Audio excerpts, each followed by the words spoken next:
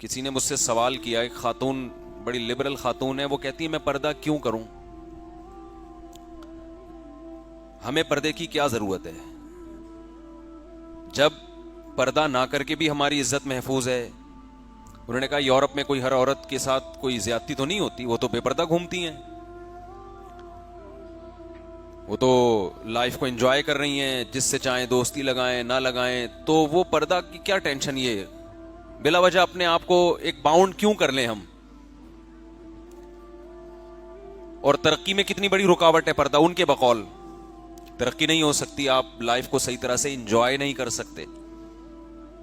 تو کمپیئر کر رہی تھی، دیکھو یورپ میں امریکہ میں پردہ نہیں ہے تو کیا مسئلہ ہے، وہاں پہ سب جاتے ہیں مزے سے ہنسی خوشی زندگی گزارتے ہیں۔ تو ہمارے ہاں جو پروفیسر ٹائپ کے لوگ ہیں نا، جو مذہب کو زیادہ نہیں مانتے یا اسلام کو مانتے ہیں لیکن جدید قسم کا اسلام چاہیے ان کو، پرانے والے اسلام ان کو سمجھ میں نہیں آ رہا، تو وہ پھر دائیں بائیں باتوں کو گھمانا شروع کرتے ہیں۔ ایکچولی ایسا نہیں ہے، ایکچولی پردہ تو ہے ہی نہیں، وہ تو دل کا پردہ ہونا چاہیے، ایکچولی وغیرہ وغیرہ۔ حالانکہ اس کا اصل جواب یہ ہے کہ ہمارا دنیا کا ترقی سب سے بڑا مسئلہ نہیں ہے۔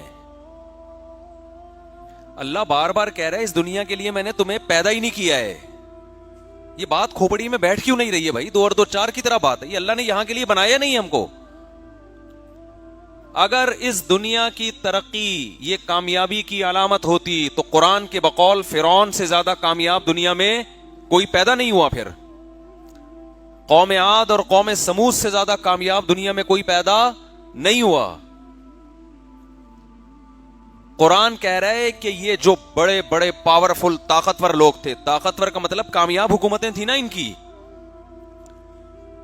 بھائی آپ کہہ سکتے ہیں فرعون نے تو بنی اسرائیل پر اتنا ظلم کیا، وہ اس لیے کیا کہ اس کو خطرہ تھا میری حکومت نہ گرانے کے لیے، اگر اس کو خطرہ نہ ہوتا تو یہ کچھ نہ کرتا، وہ اس کو یہ تھا بھائی یہ پیغمبر اس قوم میں آئے ہیں، ان کا کوئی بھروسہ نہیں ہے،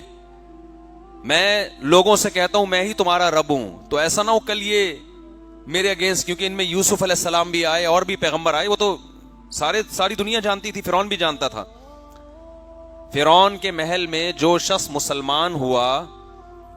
جس نے اپنے اسلام کو چھپایا ہوا تھا، تو جو وہ ایک شخص تھا جس نے اپنے ایمان کو چھپایا ہوا تھا، فرعونیوں کو دربار میں وہ سمجھا رہا ہے وَلَقَدْ جَاءَكُمْ يُوسُفُ مِنْ قَبْلُ بِالْبَيِّنَاتِ، دیکھو یوسف علیہ السلام بھی تم میں آ چکے ہیں دلائل کے ساتھ، لیکن تم نے ان کی بات کا بھی انکار کیا، یعنی تمہارے باپ دادا نے۔ اس کا مطلب وہ لوگ جانتے تھے کہ یہ بنی اسرائیل ہیں، ان میں بہت سے پیغمبر آئے ہیں، یوسف علیہ السلام شام سے ہجرت کر کے مصر آئے تھے، اللہ کے پیغمبر تھے، تو یہ سب چیزیں وہ پہلے سے جانتے تھے۔ فرعون کو ڈر یہ تھا کہ اگر مجھے کسی قوم سے خطرہ ہے تو کس سے ہے؟ بنی اسرائیل سے۔ کیوں؟ یہ ایک نظریاتی لوگ ہیں۔ فرعون کو پتا تھا میری حکومت مصر پہ کسی جائز بیس پہ نہیں ہے، کوئی نظریے کی بیس پہ نہیں ہے، ڈنڈے کے زور پہ ہے، جو مسلط ہو گیا جس کی لاٹھی اس کی بھینس۔ اور آج دنیا میں حکومتیں ایسے ہی ہیں، کوئی نظریے کی بیس پہ تھوڑی ہیں۔ دنیا میں جتنے کنٹری آج ہیں نا، اب جو غیر مسلم کہتے ہیں نا اسلام تلوار سے پھیلا ہے، تو آپ ان کی ہسٹری اٹھا کے دیکھیں، سارے کنٹری ایسے ہی بنے ہیں، جس کا زور چلا اس نے حکومت کر لی، ساری دنیا اسی طرح وجود میں آئی ہے۔ پھر یونائٹڈ نیشن بن گئی، انہوں نے لکیریں کھینچ دی کہ بھائی اب زیادہ پھٹے بازی نہ کرو، جس کے ہاتھ میں جو آ گیا وہی ٹھیک ہے، ہنسی خوشی زندگی گزارو، نہ چھیڑو نہ چھڑو ٹھیک ہے۔ تو حکومتیں تو ایسے ہی وجود میں آئی ہیں۔ پھر ایک قوم کے پاس جب حکومت آ گئی تو پھر کچھ اچھے لوگ پیدا ہوئے، انہوں نے کہا یہ بادشاہی نظام نہیں ہونا چاہیے،